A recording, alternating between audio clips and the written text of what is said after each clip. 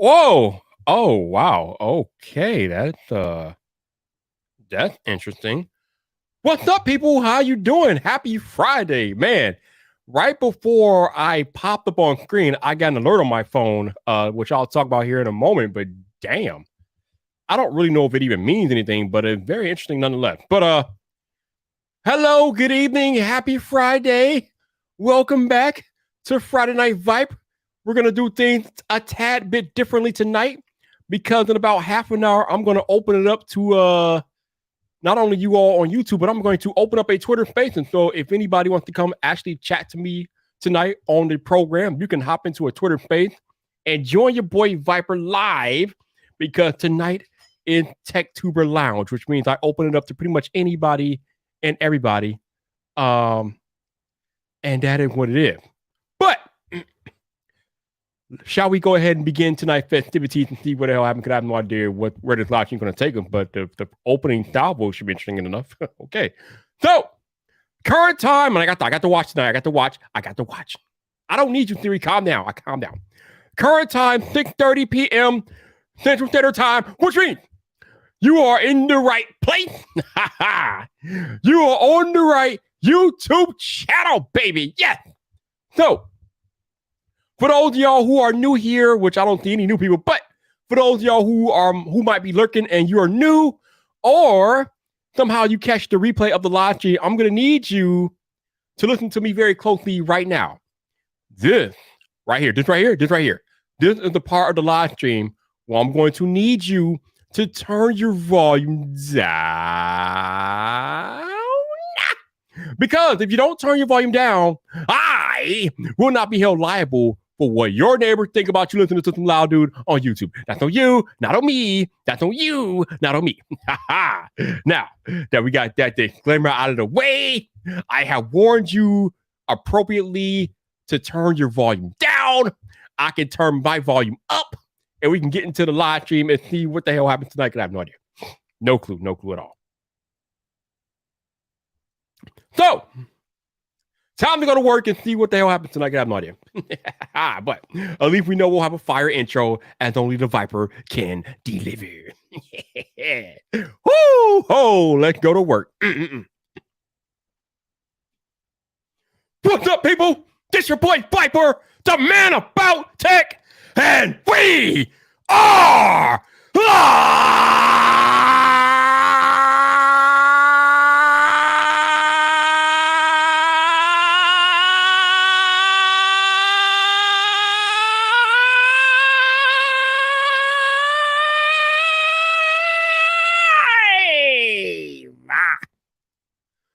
welcome to Friday Night Fight, baby! Woo!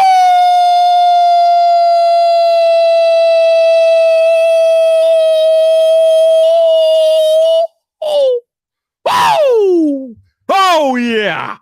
It is that day again! We are back! We are live on YouTube! Woo! All right! So, before I get started with tonight's festivities, let me see who I got in the chat tonight. First on the list, my enforcer Genosis is in the cut. What's up, my dude? How you doing? Mr. Bryan R. What's up, dude? How you doing, man? Jonathan Rash is here. What's up, Jonathan? How you doing, baby? What's going on? Oh my God, we have a rare Drift asset sighting. What's up, Drift? How you doing, man? Good to see you. We got Alex Jackson in the building. What's up, dude? How you doing? We got Jeff Hale here. What's up, Jeff? How you doing, man? Good to see you as well. We got Cool Gamer in the building. What's up, my dude? How you doing? Sonny Dixon is here. What's up, man? How you doing, baby? How you doing? My head of security is here. LFA review. What's up, Jeff? How you doing, man? 504 is here as well. What's up, 504? How you doing, baby? How you doing? Who else is in the building? Bruce Lee Edits is here. What's up, Bruce? How you doing, baby? What's going on? Did I? Okay, maybe I didn't. I thought I called Jonathan, but maybe I didn't. But Jonathan Rash is here. What's up, Jonathan? How you doing, man? What's going on with you? BG Tech Life, what's up, bro? How you doing, man? Good to see you. Who else we got out here? Let me keep going. Let me keep scrolling. Digital Slang, I see you, bro. What's going on with you? How you doing, man? What is up? And Mark Sequence is in the building. What is up, Mark? How you doing? So, apparently there are 23 people watching this live stream, but I did not call out 23 names. So shout out to my lurk squad out there. I see y'all out there lurking. I appreciate y'all watching the Viper. For whatever reason, you don't want people to know that you watch the Viper, but the Viper knows. The Viper sees you. So shout out to all of y'all for being here and hanging out with your boy, the man about tech. So, bruh, the alert that I just got on my phone is that apparently Will Smith has resigned from the Academy Awards or whatever, or the Academy Motion Picture. He resigned from the Academy of Motion Picture Arts and Sciences. What does that even mean? Like, what is happening? Oh man, what is going on, bro? So he's resigning his membership, and I guess what does that mean? That he won't win any more Oscars in the future? I mean, what does that even mean? I don't even know what is that? I mean, it's cute, but does it mean anything? I don't think he's giving up the award. I don't think they should make him give up the award because that would just, like I told y'all last week. I think I mentioned this in the live stream, but if the Academy Award, if the Academy of Motion Picture and Arts goes after his Oscar, it is going to be a hellstorm that they will never recover from. It ain't happening. Do you understand the shit show that will ensue if they try to go after his Oscar? I mean, I can't even mention the other things that Oscar winners have done on this live stream because it is not family friendly, okay? I can't even go into it. It's bad. So if they go after him for slapping a dude when there's other Oscar winners that have done much, much worse in the past, it will be a complete shit show. And wow. That will literally be the beginning of the end of the Oscars as you know them. It will be a wrap. You want to talk about cancel? You want to see cancel culture in action? Go after Will Smith's Oscar award. You will see cancel culture in action in full effect. Everybody coming for the Oscars next. They will all come for the Oscars next. There will be no recovery. They can't do it. They can't do it. But I find it interesting that he is resigning from his membership from the Academy of Arts and all that stuff. I don't know, but it's interesting. All right, Bruce says that it means that he can no longer vote for the Oscars, but he can still be nominated for future Academy Awards. What the? That does nothing. That doesn't. I mean, it's a cute PR stunt, I guess. Then, but if it doesn't mean anything, like, oh, I'm resigning my membership from the Academy of Motion Picture. Who gives a monkey nipple? What the hell? All right. Anyway, so yeah, I just thought that was an interesting little alert that I got on my phone. It is what it is. The other thing I want to allude to, like I said, I'm going to open up a Twitter space here in a few minutes for y'all to join me if you want to. Is that hold on.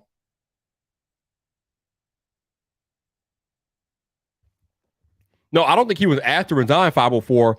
I think it's one of those situations where he tried to get ahead of the situation because there's so much of a backlash that he is facing because of his actions. So I think that him resigning his membership is him supposedly getting ahead of the backlash or whatever. But yeah, people are gonna.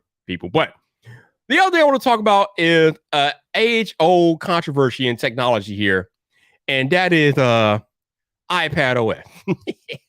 Or oh my God, right on schedule. Trent Tech is in the building. I want to talk about iPad OS and or iPad OS or what iPad OS is and what iPad OS isn't and what iPad OS is going to be in the future. Because this conversation's happening again. And Trent, he let us know how he feels about iPad OS. He ain't having none of it. But I find it intriguing, It seems like every year around WWDC or around WWDC Bug, we are talking about iPad OS and what it can and can't do.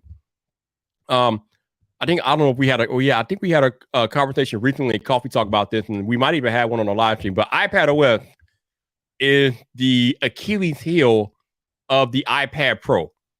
And I say the iPad Pro because when you think about a device being called a Pro, you think about the device doing pro-level things, having pro-level capabilities. And while the iPad Pro can do pro-level things, I think anybody who is really in the know about this stuff will tell you that iPad OS is what's holding iPad back, specifically iPad Pro, because of the naming and different things like that.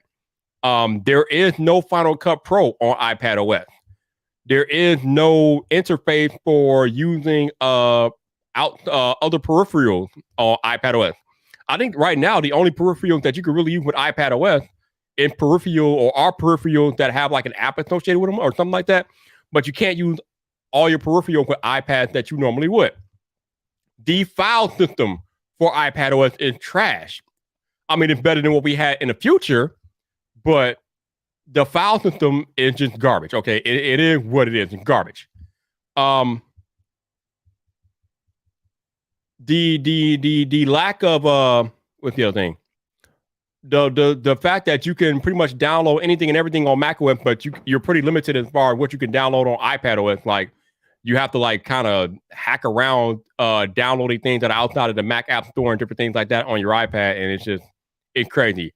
Janosin brings up the fact that there's no calculator on iPadOS. There's no weather app on iPad, and I'm just like, what? These are the things that make one wonder. But even some of the multitasking functionality of the iPad with iPad OS is limiting. We were talking about this morning about how on your iPad, you can't resize the icons or you can't really move them around to where you want them. They have to be within Apple's static grid because that's how they have iPad OS laid out. You can only move them within the predetermined spaces and you can't customize them like you want to. The widget page on iPad is infuriating because the iPad is like yay big and the widget space we get or the widget area is yay small. Think about that. The iPad itself, the screen real estate on the iPad is yay big, but the widget area is yay small. And you can only work with the widget within this defined area. You can't move the widget outside of the widget defined area, which is infuriating. There is so much screen real estate that is wasted with iPad OS, and it's just inexplicable. It's just crazy. Now, the IG app, that's not an iPad OS thing. That's an Instagram CEO being a fool thing and not understanding the importance of iPad, but that's another story for another day. But iPad OS it's holding iPad back. Now, I think this is really by design because Apple doesn't really want to. I don't think they want to merge macOS and iPadOS. So I don't even think they want to make them even remotely comparable, although they can work together a little bit. So that's cool. But if you want that full functionality of macOS, you got to go get a MacBook, obviously. And I think that's what Apple wants, and that's what they intended, and that's what they want you to do. But it would be cool, if iPad were just a little bit more functional. Now, there are rumors that iPad or Apple might be working on a Final Cut app for iPad. It will be long overdue. I don't know why it doesn't exist yet. I don't know why Apple has never thought about this. I mean, the iPad has only been out for what? Over 10 years now, but there's no Final Cut Pro on it. What's going on here? What are we doing? I don't know. But yeah. But yes, I agree, 504. iPad widgets are trash. The way iPad uses screen real estate is trash. Again, these are problems that don't really exist on the Android side, although Android OS, as far as tablets go, not the best thing either, because most of the apps aren't even optimized for the screen real estate. But the iPad doesn't even use the screen real estate that it is somewhat optimized for. It's terrible. I see we have Romina is in the building. Hello, Romina. How are you doing? Bringing the fire. Always good to see you, Romina. Barry Johnson is out there. What's up, Barry? How you doing, man? What's going on with you? But yeah, iPad OS, I don't know. It's interesting. But other than that, I don't know. I think people would love to have more functionality on iPad, but for whatever reason, and Trenton, I'm gonna kill you. Don't you worry. I'm gonna kill you, Trenton. I'm gonna kill you. It's all right. I'm gonna kill you, Trenton, for putting facial hair on Viper. Viper does not do facial hair, my dude. We don't do that here. But all right, though. It's all right. I'll get you, Trenton. I'll get you. I will get you. But yeah, I think I kind of feel like iPads should have more functionality to them, especially because they are so ergonomically friendly and they're so easy to travel with. I know you could travel with MacBook too, but I mean, come on, man.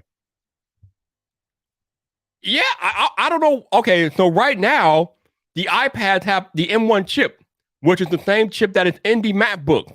There is no reason why you can't have macOS on iPad. Apple just won't do it, but the hardware is there. The iPads are more than capable of running macOS. But I think it comes down to the architecture and different things like that. Renee Ritchie knows more about this stuff than I do, but The iPads are capable of running it. They just won't do it. But on that note, what I'm gonna do is I'm gonna open up a Twitter space. So if y'all want to come chat tech or whatever you want to chat with me tonight, feel free. Give me a second here to open up this space, and we can do that there. All right, let me make sure that we are good. Start now. All right. Uh-huh. Okay. All right, we go. Let me tweet this real quick. We are live. All right, cool. The tweet is out. Is it working? Is it even working? I don't even know. I have a Twitter page, though, but I don't even know if it's working right now.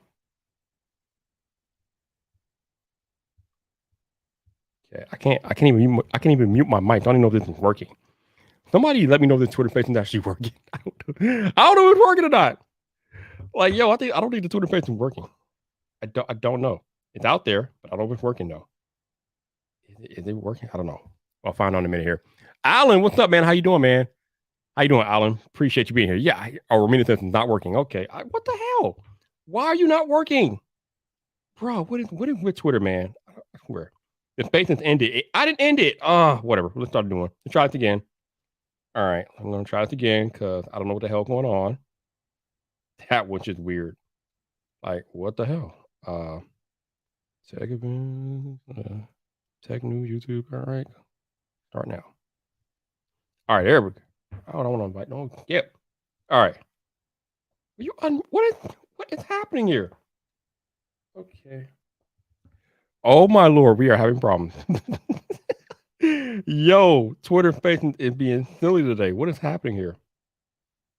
Part two. Let's see. I don't even know if this is working again. Let's see. Part two. I can't even unmute my mic. What is that? Okay. Yo, I can't even unmute my mic. The door's not working. What the? Okay. All right. Okay. All right. Hold on. All right. We're going to try this one more time. Hold on. Delete these tweets because I don't look like a complete damn fool here. I am trying to start a Twitter space and it is not letting me start it for whatever reason. It's very dumb. Okay. What is going on? I mean, I think we make sure the thing is working properly. Hold on. Sorry, y'all. Technical difficulties, when you try to do silly stuff like this, sometimes Twitter doesn't want to cooperate.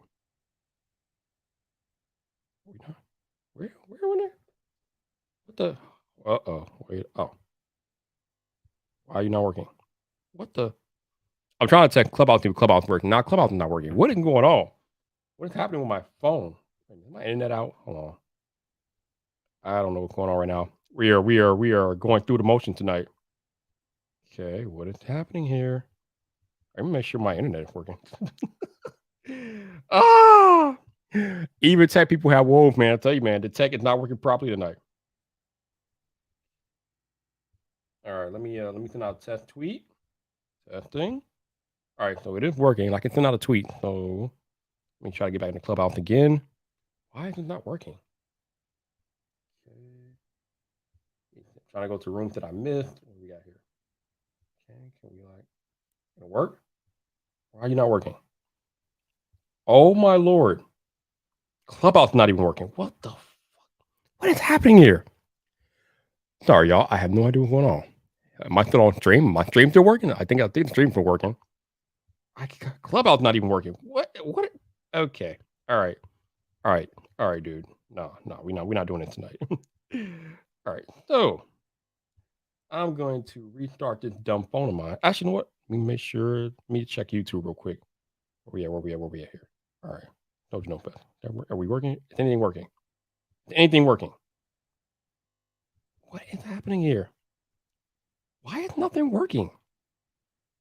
OMG. Wow. Nothing is working. Okay. All right. Okay. Enough of this. Isn't annoying. Time for reset. Yeah, we haven't. Well, Theory, Theory, what are you doing? I don't. What are you doing, Theory? Calm down. I don't need you, Theory. I don't need you. Okay. All right. I'm trying to reset my damn phone. Damn, did I forget how to reset my phone? I don't think so. Nope, there it is. All right. Are you enjoying this, Janothan? Are you enjoying this? All right, here we go. Finally getting the reset going on here. Are you enjoying this, Janothan? I'm glad you're enjoying this. At least the stream is working. That's good. But the actual iPhone is being goofy tonight. I don't know. But we're doing a reset now, so we're gonna try this again and see if this stuff works. I don't know what's happening. That was kind of weird.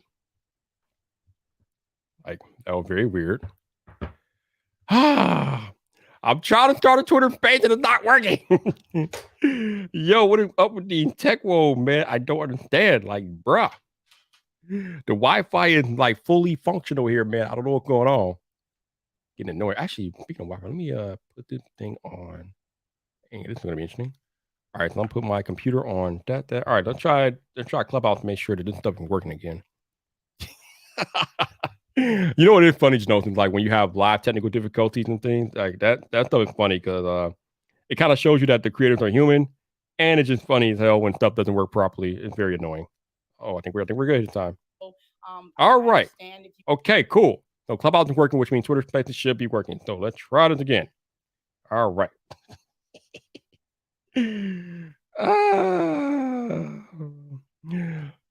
No, Romina. I mean, I started it now. Like, it doesn't matter if I set it in the future. If I start it now, it should work like right then and there. And then I'll try the new one, and the new one wasn't working either. So we're gonna try this one more freaking time. It should be working now. Hopefully, I don't know. But check events, tech news, YouTube. All right, start now. Okay. No, I don't want to. No, get on. All right. Yes. All right. Twitter Spaces is live finally. So we got a live Twitter Space. And let me share this with a tweet, and I believe it's working now. Finally. All right. And we should be good. So if you guys want to join me in the Twitter Space, feel free to find it. It's called TechTuber Lounge. And we are live. So yeah, come on and talk to your boy Viper tonight. Should be good. I think we got Alex Jackson already in the space. Appreciate you being here, my dude. Wait, what? A Lego box? Really? That's where we're at right now? We're gonna I do not need a Lego box cold thing. Hey, there we go. We're gonna actually, you know what? We're gonna see if we can get the awesome is oh no, I don't want to do that one. See if we can get the awesome Romina to come chit chat with us tonight. That'd be cool. She's gonna hop on the space for engagement. Oh, that's what's up. Appreciate you, Romina. I appreciate you. But yeah, the Twitter Space is live. I see y'all are joining. So if you want to join and chit chat live with me on the program tonight, if you want to talk about tech or whatever on your mind, feel free to hop into the space and talk to your boy. Finally got the damn thing working. Had to do a reset of the iPhone. Very, very odd. But yeah. Yeah. I don't know. Very weird. Also, it is April, and we still do not have an official announcement of WWDC yet. Usually, Apple announces it at the end of March. At least that's what they've done in the past. I think Apple is intentionally trying to go out of their way to make sure they do nothing like they normally do it. Because usually, like I said, in the past, we got an announcement at the end of March about what day WWDC is. But as of right now, we have nothing. We've heard nothing. And now we're waiting. Hey, shout out to my man A-Train with the $10 super chat. Thank you, sir. Appreciate you. The crowd goes wild. Okay, the crowd's not. We're going to go wild? Wow. Damn. Bro. Man, I hit the button and the button did nothing. Yo. All right, there we go. What is going on? Oh, what is going on? All types of tech world tonight. But shout out to people on the Twitter space. If y'all are on the space and not understanding what's happening here, I'm actually live streaming on YouTube right now, in addition to doing the Twitter space. And I'm inviting people to come chit chat if they want to do that, assuming the Twitter space works. I've invited Romina, but I think Romina is busy tonight, so I don't think she's going to be able to join us, unfortunately. But that's okay. She's hanging out, so appreciate her hanging out. But hey, if y'all got any questions in the YouTube chat, feel free to drop them in the live chat, and we can talk about it. Or y'all got anything y'all want to talk about, or again, if you want to come talk to me, Ashley, for real in the Twitter space, feel free. We got Alex that wants to come chit chat. Let me see if I can. Where? See, here we go. I see the request. I'm like, can I bring them? I'm trying to bring them up. Where are we at? All right, there we go. Okay. See, technology is not working right now. Hey, Annette. Thank you for the super chat, Annette. I appreciate you. $9.99. I'm gonna grab some coffee, Annette. I'm gonna do that. Thank you very much. I appreciate all of y'all being here and super chatting. These tech worlds are interesting. Alex, what's up, man? How you doing? Is it a new feature for Spaces that you're on mute when you start, or is that a new feature or something? No. I mean that's the way it should be. Because when you come up on stage, you don't want to come up with a live mic because if you have a noisy background, then that's kind of annoying. But I think in the past the mic's been on, so I'm not sure. Maybe maybe, is it still? Maybe now it's at a beta. It's better. maybe, maybe. Is it still in beta? I don't think it's in beta No, still. Twitter Patience is not in beta anymore. Twitter Patience is like full blown project now. Product. Okay. Yeah, because I noticed they tried to they make it all flashy at the top when there's Twitter Space. They try to get you to join it, and it's got its own tab now. Yeah. They've actually made it a fully fleshed out feature of Twitter now. So it has its own tab. It has its own hallway. Like Twitter Patience is a real live thing now. They are really working on it each and every month. Is there still an app? I think there was at one time it was a Twitter Space app or something. No, it was never an app. It was always on Twitter. It was just on top of But there's Twitter. a separate app that they had that could also do Spaces by itself. Maybe I missed. Oh, that might have been that. If it was a third party app. It wasn't a Twitter app. Oh. But I appreciate you being in here, man. So thank you. We also have. Oh, what's up? The iPhone 13 speaker, by the way. And it sounds good. Sounds good. Speaker. There you go. We also have I think it's iBonnie. Hello, how are you? I'm good. How are you? I'm good. What's on your mind tonight? Not much. Just you know, trying to save up for a better computer at the moment. Ooh, what computer are you trying to get? Probably just a MacBook Air, maybe. Ooh, okay. Yeah. For now, I'm using a Samsung tablet at the moment. It's one of their budget versions. Oh, okay. Yeah. A MacBook Air will be a definite upgrade from that for sure. Yeah, it was better than the 2012 one with the i5. I think the Intel one, Core i5. Oh yeah, you are definitely due for an upgrade for sure. Oh yeah. Yeah, it sounded like a jet engine starting up every time you're on a call or something. Yeah. If you can save up for that MacBook Air, I would highly recommend you check that out. That is a good machine. I am definitely going for that one. Nice, awesome. Well, I appreciate you being here. Thank you. All right. Yep. Yo, Tech for Your Needs. What's up, man? How you been? I'm doing good. We alive. That's what matters. What's up? I said we alive. That's all what matters. We are alive. Being alive is good. That's definitely good. Definitely better than unalive. Yeah. Mhm. So what's going on with you lately? What's happening in your world? Not much. I just buy a couple of stuff to hook up my background for my live streams. Trying to be like my brother Viper. and and I've been saving money very very strategically because I want a computer for Apple. So it'll be my first Mac OS operating system. But Ooh. everything else I got is Apple. I got watch, tablet, I got everything. It's a computer. So which Mac are you trying to get? Well, whatever money could afford, but this is the spec that I want. I was going for the mini or whatever M2, whatever it is, but I'm going to buy it in November to give enough time to save money, and it's going to be 32 gigs of RAM and 1 terabyte. That's all I want. Okay, so you got the I got little. peripherals. I got a lot of peripherals. So it could be a tablet, a laptop, or it could be just the desktop, like Mac Mini stuff like that. Anything that I could afford at that time in front of him because I'm overdue. Yeah, I think you might do yourself better trying to go for a desktop because it might be easier to get those specs and not pay out the wazoo for them. The M1 currently can't do 32 gigs. It can only do 16. The M2 might. Yeah, correct. You might want to get like the Pro or Max chip if you want the RAM. But the base M1 chip can't do 32 gigabytes of RAM. Correct. At the current moment, but since I'm going to buy around November, December, it might be an upgrade. Who knows? Yeah, or you can get I think I don't know if the baseline M1 Ultra. I don't know if it's 16 gigs or 32 gigs, but that might be a good place to look too. Cool. I'll take that into consideration. I just been saving like crazy. Not eating out, nothing, just going strictly everything cut down. Yeah, and if the other thing that you all can do is that if you have old technology, you can trade it in or pawn it and get some money to add to your new technique too. Correct. So 504 wants us to know that he's watching this stream from his new specked out Mac studio. Also, he wants us to know it's April Fool's Day. I see you, man. I see you out there, bro. I see you out there. But yeah, again, appreciate all of y'all being here. Shout out to the 30 of you all watching on YouTube. Appreciate y'all watching on YouTube. We are also finally live on Twitter Spaces. So if you want to come in and talk to me on Twitter Spaces, you have the option to do that as well. So please do. We can talk about whatever you guys want, whether it be tech or not tech. But while I have y'all up here on the Twitter space, how do you all feel about iPad OS? Do y'all like iPad OS the way it is? Or do any of you up here wish that iPad OS had more functionality to it? I can't really More say I've functionality. never used it. I used iOS on an iPad, but never iPad OS It's the same thing, pretty much. because my iPad uses the iOS 12.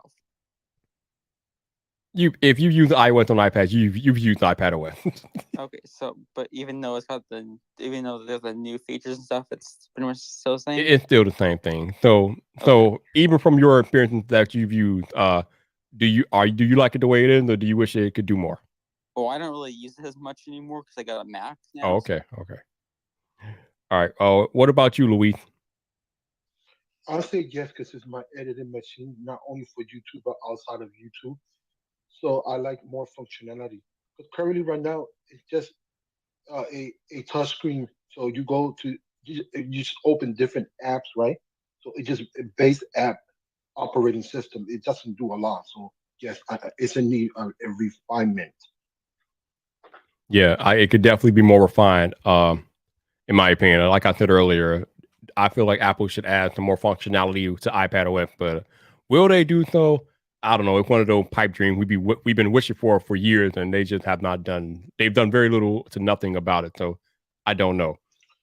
And the last thing I want to add, I'm still scratching my head because when is going to be what you said earlier, calculator and weather app.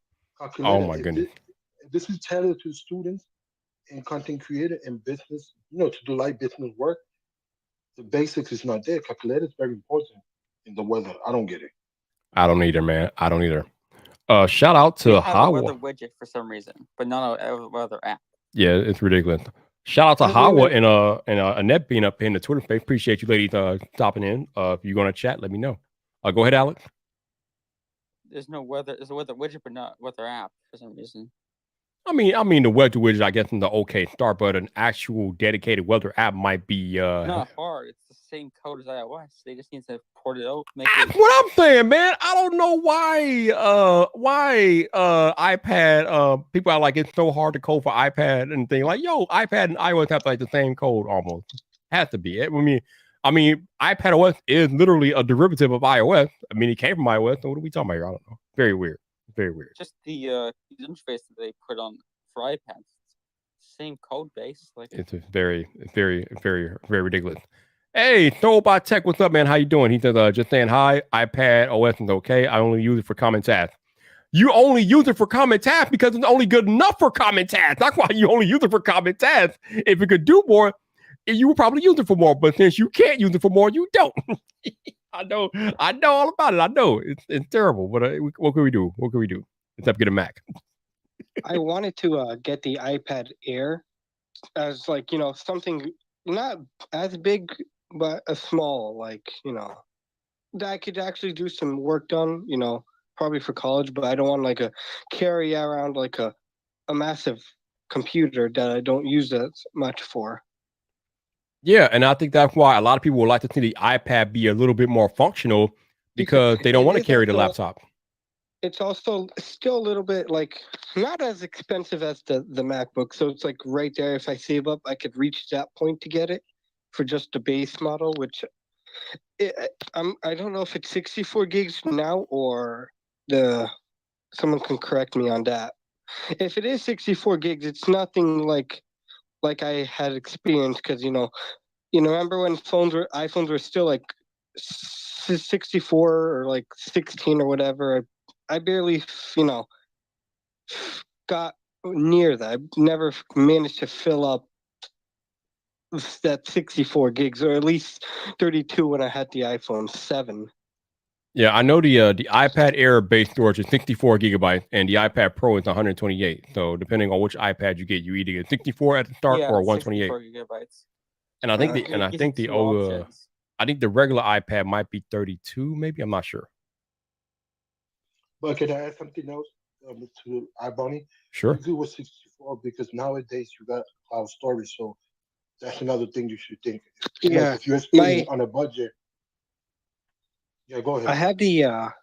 had the iPhone 12, and I wanted to get it in red, and they only had 64, and usually I'm okay with 64 gigabytes, but they only had one, like the 128 in blue at the AT&T store, and they didn't have the red, and I was like, I guess I have to go with this, and I actually like it, but I did put a carbon white skin on the back of the phone because with some people saying, "Oh, I need a case," I'm the kind of person with a case. It's just too bulky in my pocket. And sometimes the jean pants are too tight, so where the phone can kind of fit out. So I just Right. slap a skin on, Gotcha. and Okay. I got this for like $8 on Amazon. It was a good deal, by the way.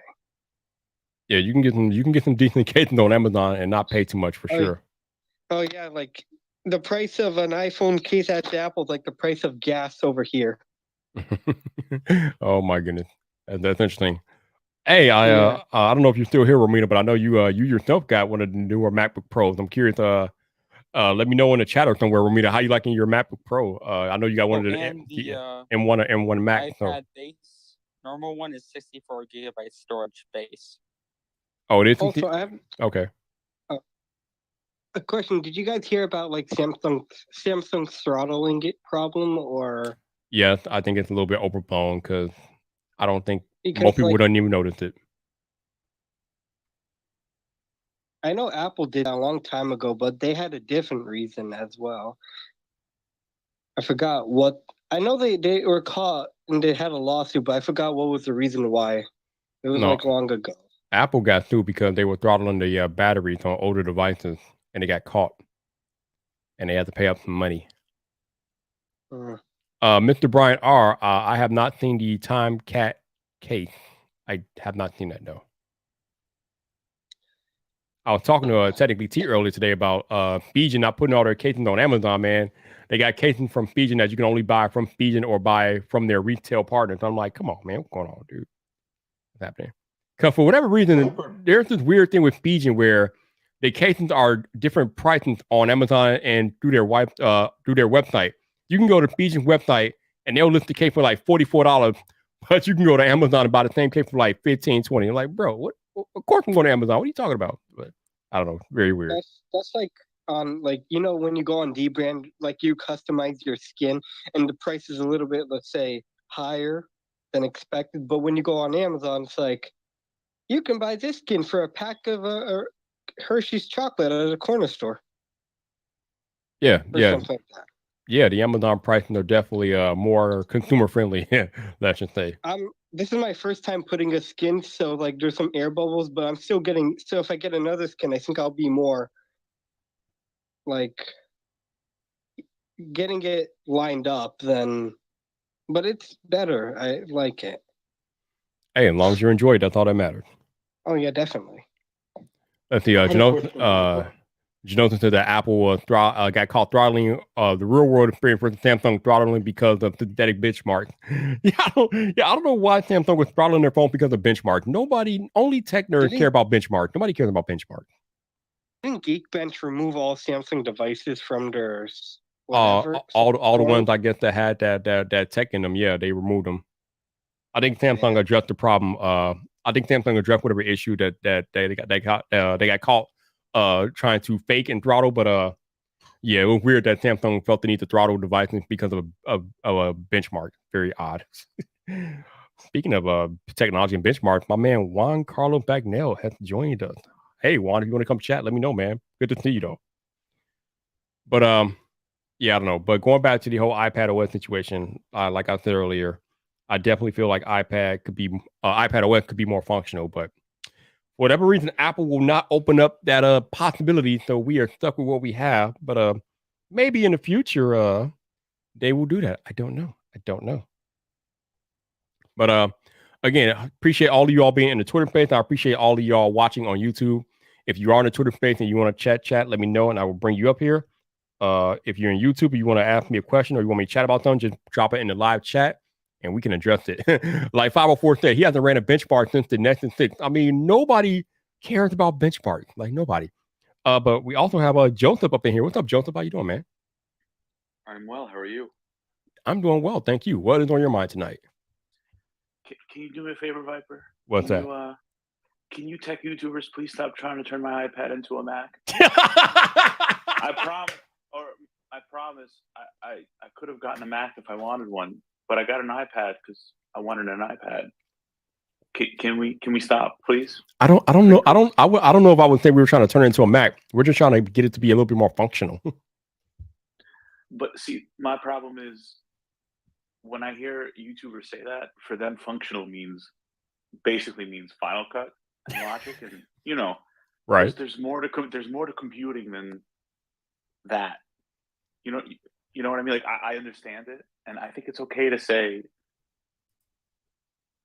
it doesn't work for some people, but it works for others. But it's like when the M1 iPad Pro came out, there was a lot of like, this isn't a pro device because it doesn't have Final Cut. Okay, but that's not everything. That's Final Cut. You know what I mean? Like there's more to computing than Final Cut. I think people just love and appreciate how ergonomic and how streamlined the iPad is, and they would love to add some of that macOS functionality to their streamlined iPad because no matter how you look at it, the iPad is a more ergonomically streamlined device than the MacBook, and it's easier to transport and carry around. But I understand what you're saying too, and I think like you're coming from the same perspective that Apple is coming from. Listen, if you want Mac OS, you got all these MacBooks that we have, but iPad is iPad, and that's all iPad will ever be because that's how we intended it. We don't intend iPad to be something like a MacBook because that's not what the purpose of an iPad is. I think that's how Apple sees it. Yeah, and I think that makes sense, and I think it's okay to say, you know what, this device does what it's supposed to do really well, and it's not meant to do everything. It's not everything for everyone. Right. And I think there's something to be said about that, because I think in the past we've seen a bunch of devices like different surface devices, right? Like they're trying to be both, and they don't do both really well. They do one or the other pretty well, but not both. Yeah, I agree. How's that saying?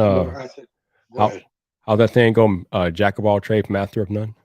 Yeah, essentially, right? Like it's okay to say, you know what? Instead of being a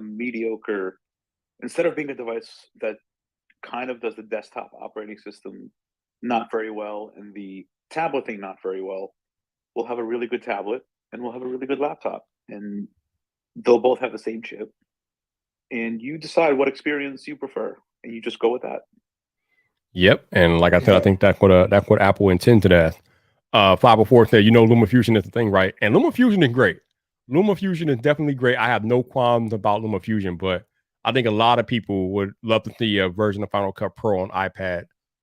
Will we ever get it? I don't know. There are rumors that Apple might be working on it, but I'll believe that when I see it. Go ahead, check for your needs.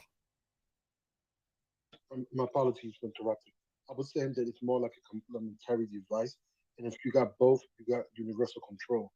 So they're not really wanting, because thinking about the cannibalize, because people want something because of portability, then they might not buy the other one because it's more expensive. So I think that's the route that Apple's thinking.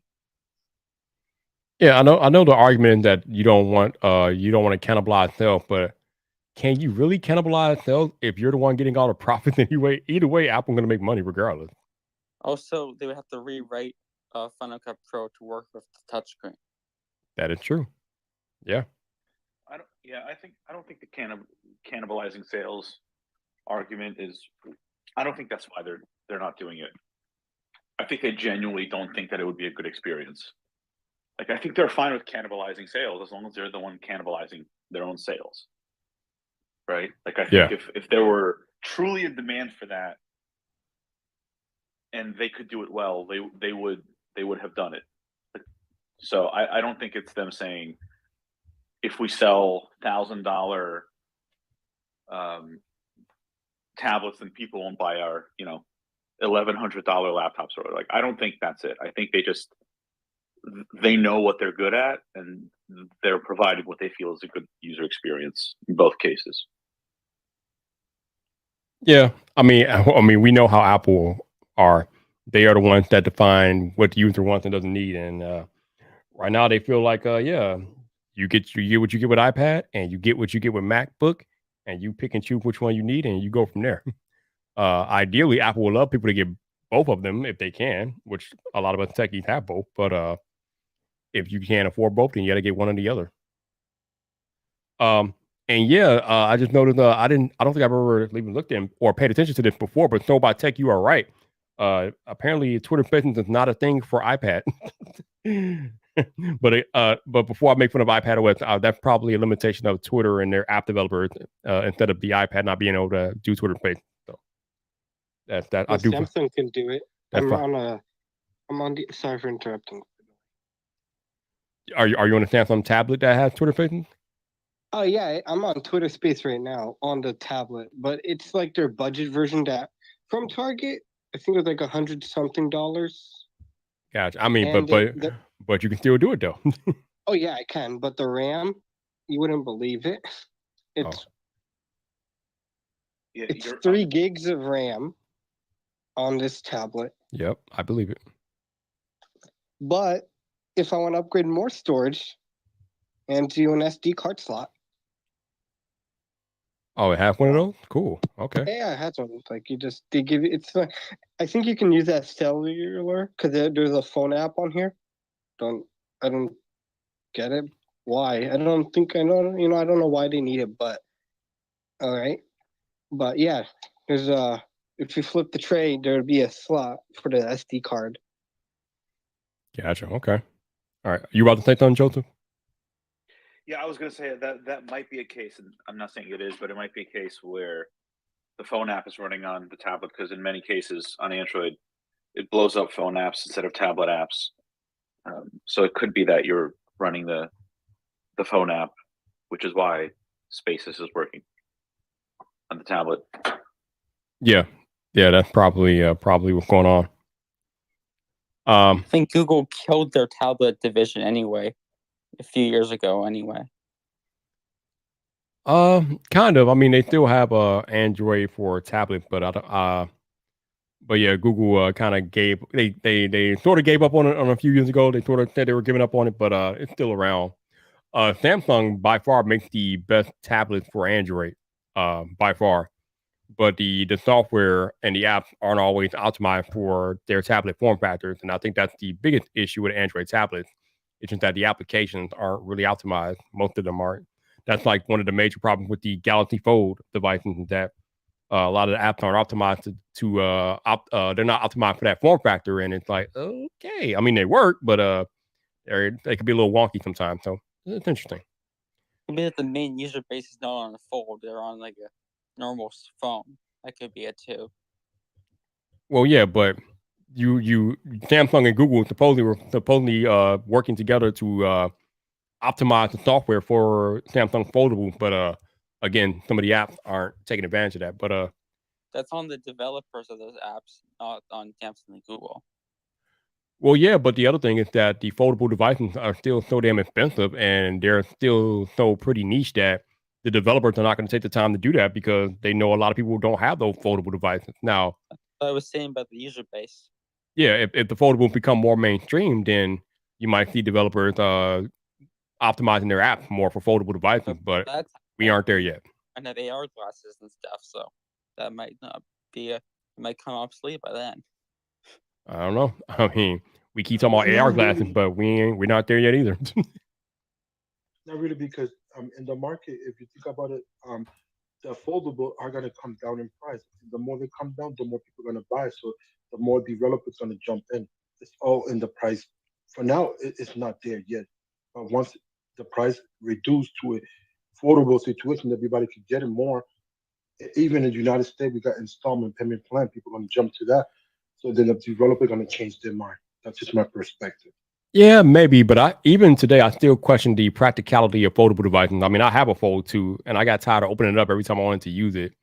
So depending on how the foldable device is designed, you might just get over having to open it up to do anything meaningful on it. So I mean, they're nice, they're niche, they're the new thing in town right now, but the practicality, I don't know if it's there yet, and I don't know if regular people are going to appreciate that they can unfold their device when they're so used to just looking at it, unlocking it, and then doing what they got to do. So I don't know. It's interesting. Samsung has been doing it for what 3 years now with the Fold, and we got the Fold 4 possibly coming this year. So we shall see what Samsung what development they have made since the last time they released their Fold 3. Problem is, it's not really up to them, right? Like to the point that was made earlier. I think I forgot who made it, but if 99% of the apps you're running are not Samsung apps, even on a Samsung, you're on Instagram, you're on Twitter, you're on YouTube, you're on Gmail, you're doing whatever, Chrome. If that's funky, then it's not going to be good. It's not going to be a good experience. Yeah. Right. Doesn't matter how cheap a device is, how optimized Samsung makes their own apps. Most of what you're doing is stuff you download from the Play Store, right? So that, to me, that's the issue. I mean, you said it before, Mike, when you said about tablets, Google kind of gave up on it. That's basically a summary of almost everything that Google's done over the last 5 years. They've kind of given up on it, right? Like they haven't officially killed it, but oh my God! If we were to talk about Google commitment issues, that would be in another entirely Twitter space that would have to be devoted to Google commitment issues. Yeah, I mean that's why as soon as Stadia came out, I was like, oh, this looks really cool. There's no way I'm doing it because, excuse me, I buy these games for $50, $60, whatever, which is fine. That's how much games cost. I have no problem with that. And then what happens when, in 6 months or a year, they get bored and they kill it? Then what? Like Microsoft ain't going anywhere. Sony's not going anywhere. Right? But can you really trust them to invest your money in their ecosystem? I don't know. The whole website called the Google Graveyard for a reason. It is absolutely crazy how many projects that Google have killed out for whatever reason. They just killed them, and they had some of them had a lot of promise, but for whatever reason, Google just didn't see them through. You want to remember a good throwback? Who remembers Google Glass? Yep. Or I remember Project Aura. Wasn't that like the Project Aura, like that modular phone? You could take a piece out of your phone and swap it in for a new piece. Okay, thanks for that clarification. Yeah, I think Google Glass. I think they still are doing some work with Google Glass. I don't know if they've completely abandoned that yet, but I know. Yeah, Google Glass. I will say one thing for Google Glass though. Google Glass was well ahead of its time. It was so far ahead of its time. My God. Whew. I think they just started. They were like, I think that clip from like Back to the Future, like, you may not like it, but your kids will. Something like that. Something like that. Yeah. Elvira says she's missing Google Plus. Yeah, Google Plus is awesome. I missed their brand of Nexus phones. There's like something about the Nexus name was something that would bring me into when I was still using Android. Like every time they would come out with that new Nexus, is like everyone's talking about it. It had a great design, especially their last one. It was the 6P. That was great. But when you look at the Pixel 6, there's like a slight, like how it looks, but in a glass body. Got the rectangular camera, like the Pixel 6P. Mm-hmm. Yeah. I think Huawei was they made the hardware for that one. Yeah, it was Huawei. It's sad that we can't have Huawei products in the U.S. Very sad. Do you think that the phone is gonna take a hit in the battery if they insert the pen inside because it's so much space? Maybe. But I mean, we thought that with the S22 Ultra, and it's still the same size battery as last year. So if they can do it for a smaller device, theoretically, they should be able to not have to compromise too much on the Fold 4 battery if they were to slot the S Pen in there somewhere. But I am not an engineer, and I don't know if that is 100% the case. But I mean, by logic, they should be able to do it. But who knows? I don't know. Interesting to think about, though. Very interesting to think about. Stadia, Call of Stadia. Yeah. We know, Stadia is dead. We know. Yet another abandoned Google project that got left behind. So sad. So sad. Now becoming a white label service. Apparently, it's what they're turning into. I don't know, but whatever they thought they were going to be, they are not going to see that through. We're going to have to get my man, the tech preacher, to do a funeral for Stadia. The thing is, the technology for streaming was pretty good. Like, it had some good streaming quality, but just Google didn't know how to do with it. So again, Google has commitment issues, man. They develop these awesome products and services, and then for whatever reason, they cut them off. They even cut out Google Hangouts, bro, and Google Hangouts was like amazing, and they nicked it. Like, what are you doing, Google? I don't know. I don't know. I'll tell you the one thing I'm glad they didn't nick was Gmail, man. It's so funny because I remember way back when Gmail, you could only get a Gmail account by invite. You literally had to be invited to have a Gmail account. And because Gmail was in beta for 5-10 years before it ever became mainstream. But I'm glad they didn't abandon Gmail. I remember when Samsung, I think it was with their S9 series, they released this thing called AR emojis. Yeah, the Samsung released that. Yeah, they did. And I saw those for the first time, and nightmare fuel filled up the tank real quick on that one. They tried to compete with Apple's Animojis and failed miserably. Like under commercial, it looks so well. It'll track your face, but when I had my sister's Note 9 at the time. No, it didn't work. Yeah, and the AR emoji thing definitely failed miserably. But I mean, it's Samsung though. I mean, we know that anytime Apple has something that is remotely a hit with the mainstream, Samsung is going to try and come and copy it. And sometimes it works, sometimes it doesn't work. The AR emoji was one of those cases where it did not work. I was supposed to do with these sensors on the phone that look at your face. Apple has special sensors that look at that does dot projection on your face, and Samsung might not have the same technology in their phones as Apple does, so that could be the difference as well. If I'm correct, didn't they introduce like face recognition or something on the S8 or Note 8? But like since the iPhone 10, it had the Face ID, but most, if I'm correct, the hackers or whatever got into the Samsung security, that system real quick. Oh my God. Wow. So first Salty Carter made a almost hour-long video about the scamming on YouTube. Now I'm pretty sure Marquez just uploaded a video talking about the same thing, and it's serious. It's serious when MKBHD makes a video about it. Wow. Yeah, YouTube needs to do something about the scam comments because they are not cool. And now you have two of the biggest creators on the platform like saying, yeah, you need to do something about this YouTube. I need to go watch that video. They also need to address their botting problem because sometimes in live streams there'll just be a random bot that will come in and spam the chat for some. Yeah, but what I'm talking about the scams that are being ran on the video comments, which are plaguing a lot of creators. Bad. It's bad. It's been bad for a long time. So Janosis wants me to talk about the new PS Plus subscription that was just announced earlier this week, and my thoughts about that, Janosis, are it is a good first step for Sony to compete with Game Pass, but it's still not even close. And the reason why it's not even close to Game Pass is because Microsoft has it set up to where if you're subscribed to Xbox Game Pass, any games that are made by Xbox Studios, their first-party games, all of those games, no matter what it is, ends up on Game Pass day one, which means you don't have to worry about paying an additional $60 or $70 for that game. If you are a subscriber to Game Pass, you have access to Microsoft's first-party games on day one. Sony cannot and will not do that on their service because they make too much money on their first-party games, and they know that they don't have the capital that Microsoft has to compete in that way.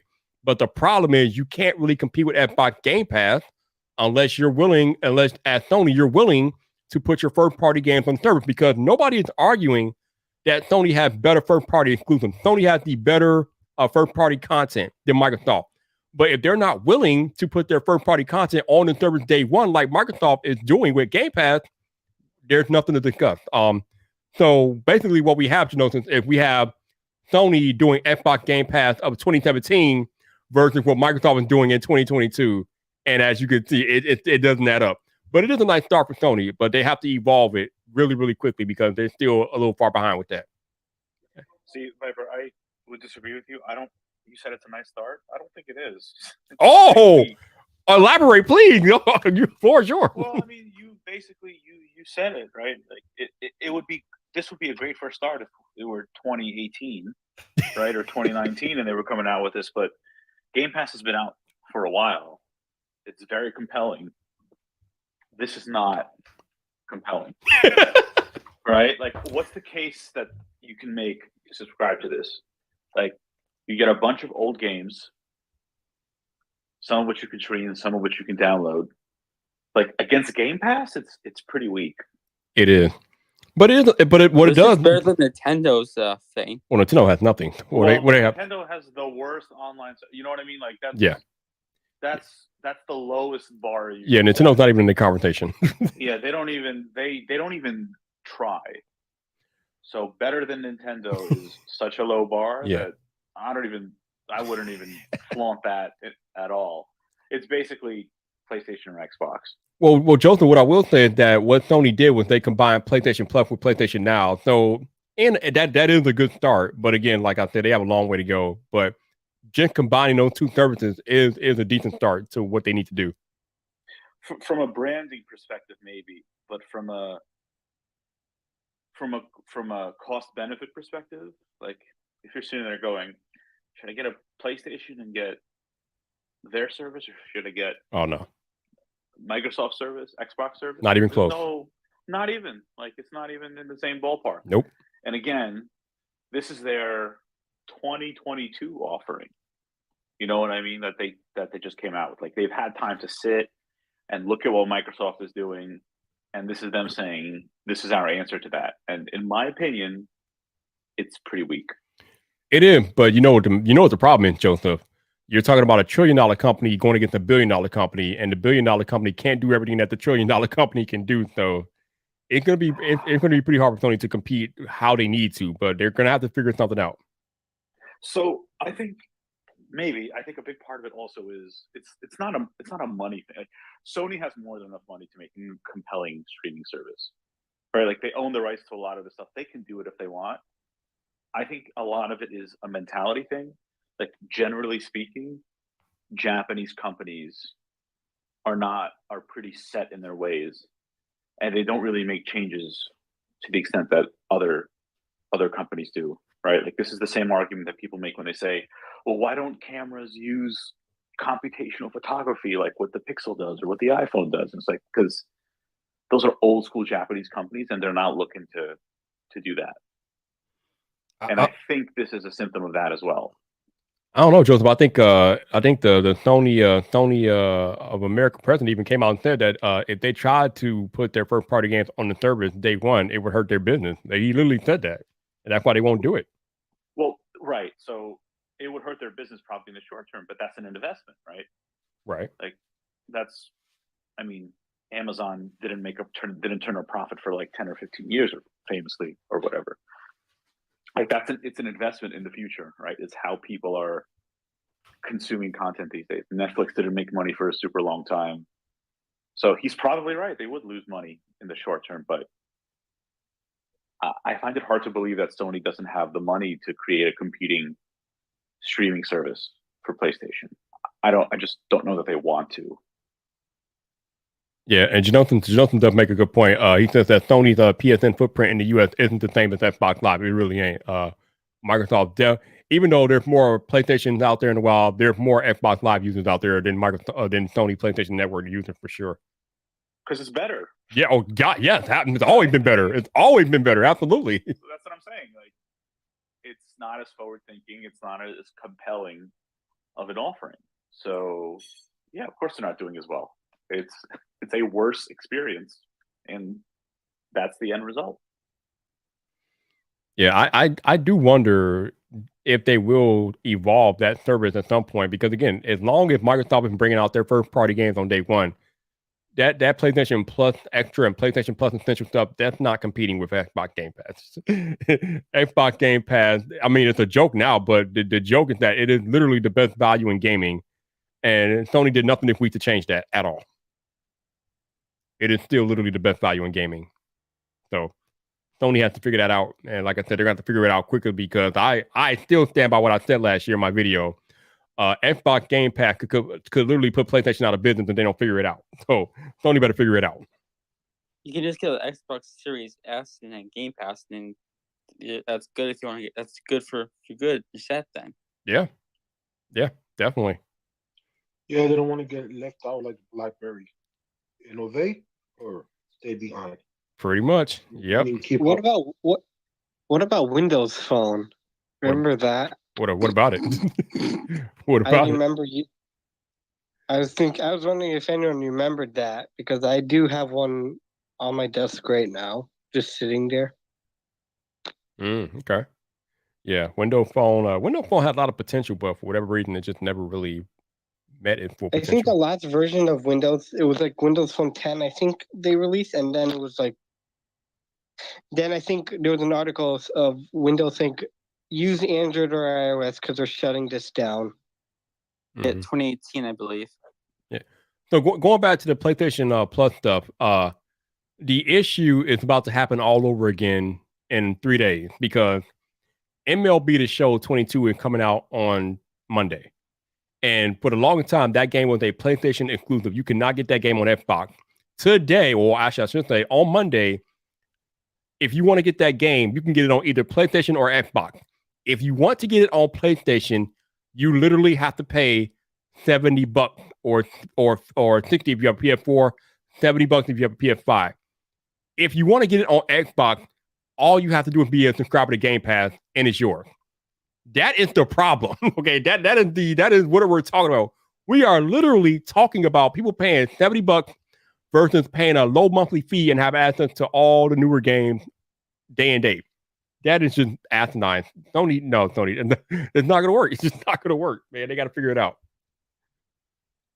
And every time that happens, that has to be embarrassing for Sony because again, that game was a Sony exclusive, and now it's multi-platform. But Sony customers have to pay full price, and Xbox customers don't have to pay anything except for the monthly payment they're already paying.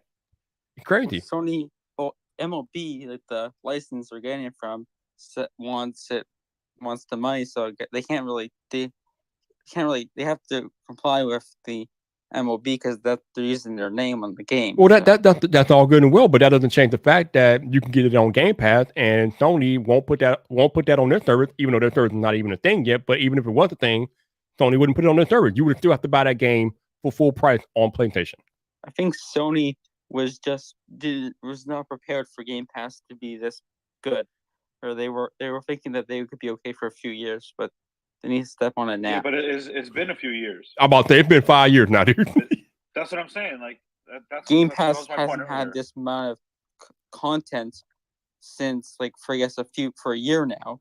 Is it had it, but before it was just the Game Pass juggernaut has been building for 2 years, pretty much. I mean, it's been out for 5, but the juggernaut has been happening for over 2 years. Sony knew what was coming. Yeah, but it's up to consumers. The consumer pay with a wallet, then. And that's what's going to happen, right? Because for the example I just gave, what are if you're like me and you have both consoles or whatever, are you gonna pay full price for the game on PlayStation, or are you gonna go over to your Xbox and play it on Game Pass and not pay an extra dime? I think a lot of people are just gonna rock out with their Game Pass subscription in this case. Yeah, it's the classic rent versus buy argument, right? Yeah. There are plenty of people who are going to want to buy up front, and there are people who are going to want to rent. The difference is on Microsoft. On the Xbox, you have a choice. On the PlayStation, you don't. Yep. So it's what it is, right? Yeah, and it's the juggernaut that Sony has to go against. Like, they have to figure this out because this is going to keep happening over and over and over again. And I don't care how good your first party offerings are, price usually wins out. And if people can pay less money for a comparable experience, they're going to pay less money for a comparable experience almost 90% of the time. That's just the reality. I'm sorry. Did I interrupt you, Piper? No, you're good. Go ahead. No, I was going to say what aggravates me about this stuff when we talk about consoles and buying and renting and whatnot is there's all this conversation happening about Europe is going to make these messaging apps operate cross-platform, and the 30% cut is for Apple, and that's going to get shot down or whatever. But here at the console, they can rob people blind left and right as much as they want, and no one seems to care. Like, you can only get games from them directly. They take the 30% cut. There's no. It's just weird to me. Like, regulators seem to really care about a 30% cut for apps, but not for games. So because phones apparently operate differently. 'Cause it's more than just a game console. That could be the reason. well, but why does that mean that it's okay to take 30% Oh no, it's not. But versus somewhere else? Like, so you know what I mean? Like, the argument isn't it's more than a game console. Like, the argument is it's anti-competitive. Joseph, yeah, to hammer your point, service would be more expensive than just take the right. What was that? Hosting your own service would be a lot expensive for indie app developer. So paying apps 30% is the way that they can get it on their servers. You can make the same argument for consoles. I mean, to me, there's no difference.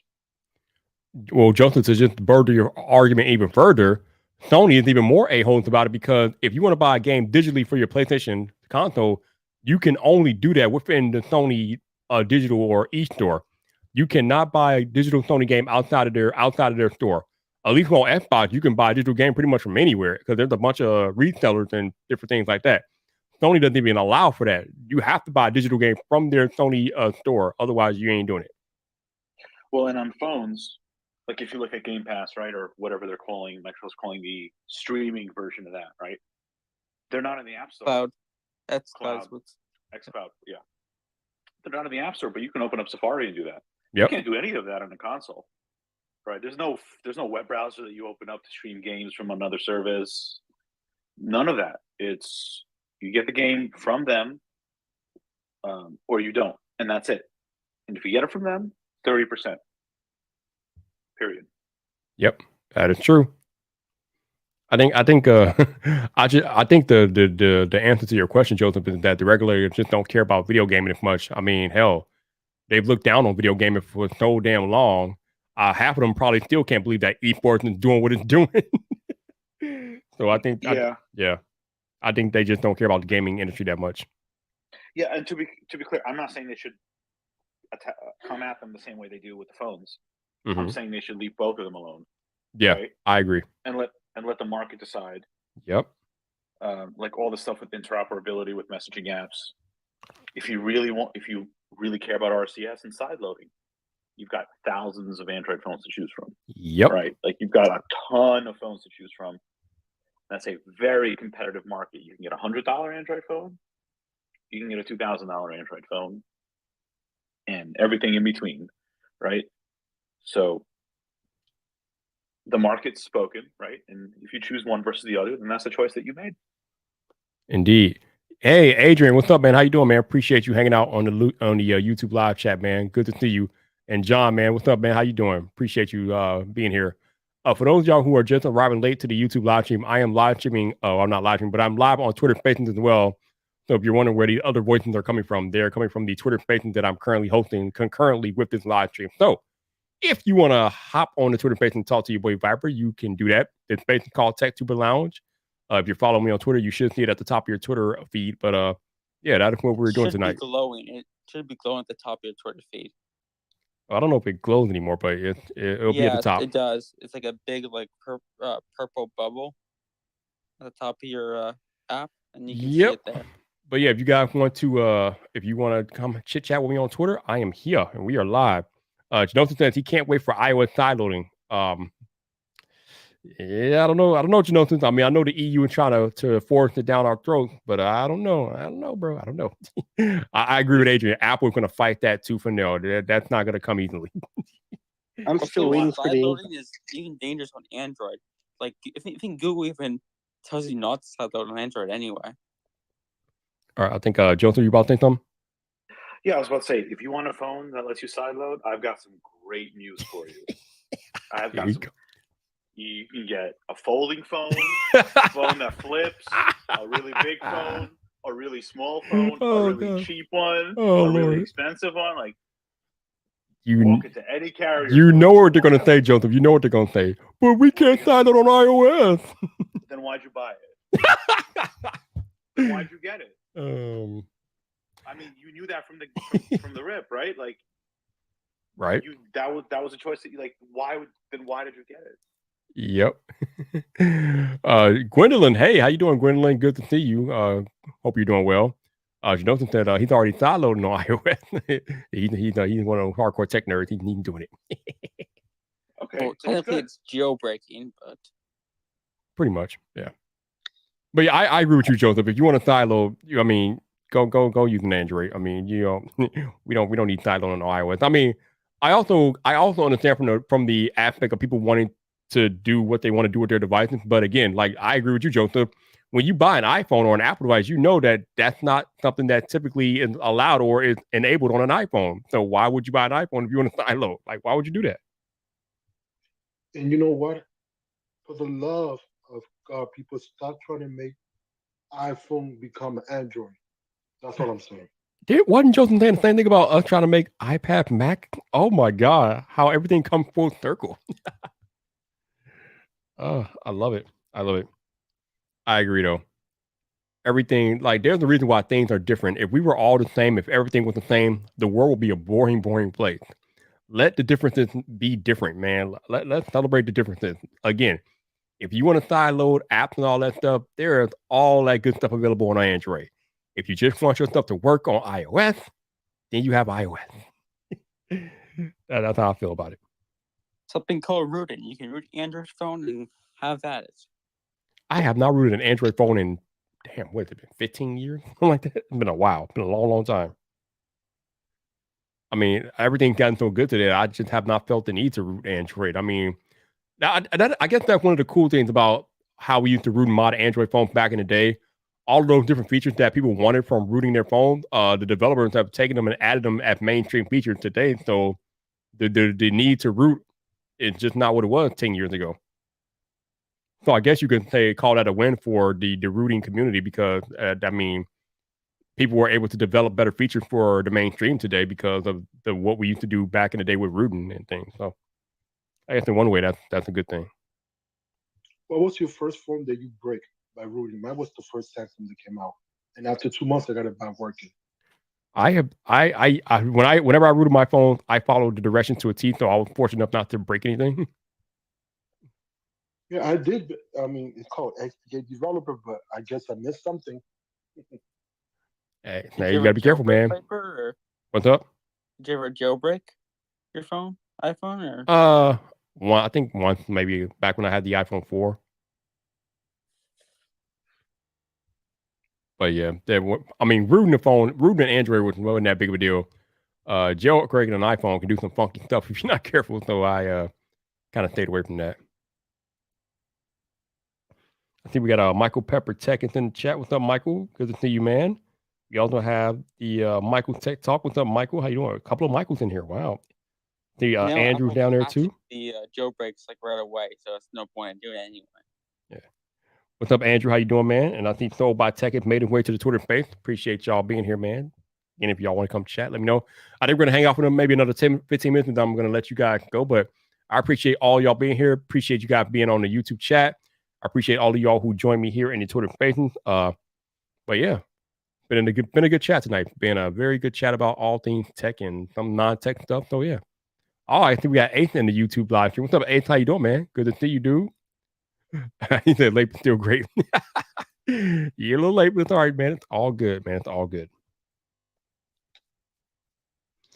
All right, so I saw this tweet that saying that someone took a lightning port and put it right into an Android phone, like a Samsung. I just want to know what's your opinion on that. 'Cause I have to find it, but I did see it. Hang on. Why? My question is why?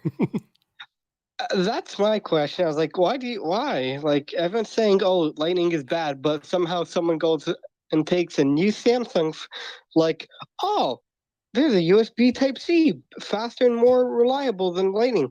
I'm going to just take this old iPhone and shove it in here. Also, I don't think the Lightning Pro would work on the Samsung phone because of the connector. Probably won't even work anyways. Oh, so it's hang on. Because So I think it's from a Mac rumor. It says looking for the iPhones, like something on the iPhone logic board, probably. Oh, you So mean? it's Oh, just- you mean? Oh, you mean somebody put USB-C in an iPhone? Okay. Oh, yeah, I heard It that. said Lightning on a Samsung is what he said. so it says Android phone fully functioning Lightning port becomes engineer's latest project by the Why? Mac rumors. Why the hell would you want a Lightning port on an Android? Like, that's stupid. Like, we're trying to get away from Yeah. Lightning. Just to say that you could do it, I guess. I don't see no other. I mean, logic. if you could. Okay. Usually when you invent something, you usually invent something to go forward. That is going backwards. It's like we're evolving just backwards. More like devolve. We're not evolving. We're devolving. It's devolving. We're putting that car in reverse and speeding backwards. Why in the blue monkey nipple would you want to introduce Lightning to an Android? What is happening here? I don't know. Like Michael Pepper, make it make sense. Yeah, go ahead, Michael. So one of the things that I saw when I was watching the project about the videos about putting USB-C into an iPhone was how they bought the modules to convert and had to figure out they made it into a dongle and then they had to figure out how to fit that inside of an iPhone. So my guess is that they're doing this showed that it was possible to go the other way, and by doing that maybe they'll be able to then figure out a way to pitch that, hey, it doesn't have to be that difficult to put USB-C into an iPhone. If we can make it go from USB-C convert to Lightning this simply, then where are all the modules to go the other way around? And it was kind of a pitch to show you could do it both ways. That could be my thinking. Other than that, it is kind of weird. And then the whole thing about like Lightning being affected and being slower, that's because Apple regulates that on device. There's no reason. Like they could choose through software to allow the speeds to be faster. They just chose not to. And I don't get it. And it makes no sense to me because there's no limitation on it. It's literally an inverted USB-C port. If you look at even the pin layout and stuff and the way that they were able to convert it, it actually requires fewer pins for Lightning than it does for USB-C. So in theory, you could make a port even smaller if you wanted and support data and video and all that. It just makes no sense for them to go the other way other than just to be able to prove you could do it and have fun, I guess. Okay. And there are kinkers that do that for that reason. Same thing with the software, like jailbreaking anymore. I've done it, but there's not a lot of choices anymore. Most everything has already been done in an app or Apple's added it already. So, Okay, tech nerds. I have a project for y'all tech nerds out there. If you're the type of person who tinkers with lightning ports and things on your phone and you like to open up your phone and do all that stuff, this is what the Viper needs you to do. I need you all to figure out how to evolve our current battery technology because we can charge fast as hell, and that's all good. I need my batteries to last longer. I need longer battery life. That's the type of tinkering that I need from you tech nerds, okay? If you could tinker with batteries to make them last longer, that's what we want. That's what the people want. If you can do that, then that's what you should be doing. You should not be trying to put a damn lightning port on an Android phone. That is us going backwards. We're only trying to take it back to 2015. No, we are in 2022. We're trying to move forward. In order to move forward, we need longer lasting batteries. So if you can make our batteries last longer, that's what the Viper needs. Okay, that's what I need. Ion in the batteries. That's what I need. they can do it. They just Graphene. to do it with graphene just couldn't produce enough of them to fulfill the needs for even like Apple alone with 200 million iPhones. Last I heard, they were able to get up to producing maybe 10 million a year. So like in an iPad, I could see them doing that. But even then, iPads last year, they sold 54 million. So like a MacBook, but a MacBook doesn't really need it because you already have capacity and they already are lasting a long time. And so you don't have to charge as often. So these devices are already lasting. So that would be the difficulty. We're probably a good 5-10 years out before they're able to fulfill. It's the whole, supply and demand thing. If they can, the demand is higher than what they can provide with the supply with the technology right now, without it being like, oh great, it can last longer, but you're only going to be able to charge the thing, maybe it lasts 10 times longer, but you can only charge it 1% of the number of times before it dies. And what happened with the Note 7? So Listen, Michael, I'm an old dude. I'm so old that I remember when my phone used to last a week on a charge, my dude. These new phones today last like 24 hours on a charge. That is garbage, bro. I need it to last 7 times that, okay? I need it to last 7 times more, okay? Yeah, but Viper, we had no feature back then. I don't care, yo. We are advanced. We are in 2022. We're supposed to be more technologically advanced than what we were back in the 90s, okay? What's going on here? What were we doing then though? Because like my S3, yeah, I remember I had an S3, and I got that Zero Lemon battery that was like 7,000 milliamp hours, and that thing I could go like a month on that. But what were we doing? We had lower resolution displays. We didn't have camera processing that was intense. Our processors are more optimized now, but battery technology, even with graphene, that's just a way of the transferring between the cells being more efficient and reduced heat. It's thinking about what we're doing today compared to back then. You know what I hear, Michael? I hear excuses. All I hear are excuses, Michael. Powerful. I want that too. I love it. Like, can you imagine the idea of like, I have a MacBook and the size of the battery in this thing is about 70 watt hours compared to what's in my phone. But that's, you're talking about different amperage and everything. But the idea is if you could convert that, my phone should be able to last days. But different radio tower, different radios, different technology, different use, depending on what you're doing with it, different processing. Michael. Between Apple, Google, and Samsung, their total market value cap, whatever the hell you want to call it, is what? At this point, it has to be $3-4 trillion. Mm-hmm. Between $3-4 trillion, we should be able to evolve our battery technology. I'm just saying. They don't make the batteries. That's the problem. Like the companies that are they have the resources to help the people that do make the batteries then. They can't produce it. It's like the same issue that Apple had for a while with they wanted certain display technology, but Apple went to Samsung, and Samsung was like, we can't produce that. That's why certain things get held off. And people don't look at this. People are like, oh, Apple wants it to be perfected. Well, hell yeah, they do. They want it to meet their standards. And if a company can't do it, then it's not completely on Apple. It's on the company that's providing that memory, that's providing the batteries, that's providing the technology. And yeah, Apple, they have been researching their own batteries. They've been just like they started researching their own modems and stuff. I think that's probably what we're going to see is going to happen. They're going to be like, forget about whatever company that provides their battery technology. We've figured it out. We've done it. I mean, shoot, they did that with ARM architecture. They stepped out 10 years ago, completely out of nowhere, and was like, we're going to improve upon this, and we're going to do the research and development.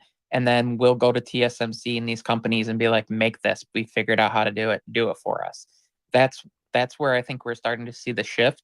And I completely believe that this is because we're moving post Ives and post Jobs era, because he was all about letting other companies and other people create the technology, having the ideas.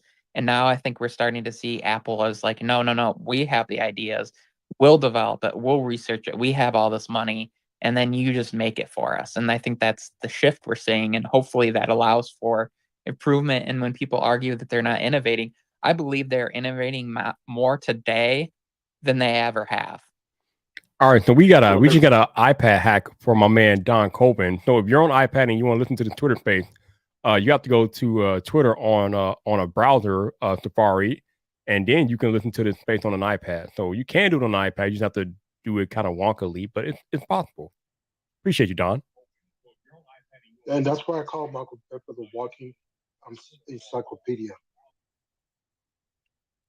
But listen, like I said, Apple may not make the battery, but they have enough money to aid in the research and development of them, damn it. So they need to figure that out, especially since they are putting these batteries in their phones and selling them to the mass public. They need to accelerate this process. Okay. They can do that. They can do that.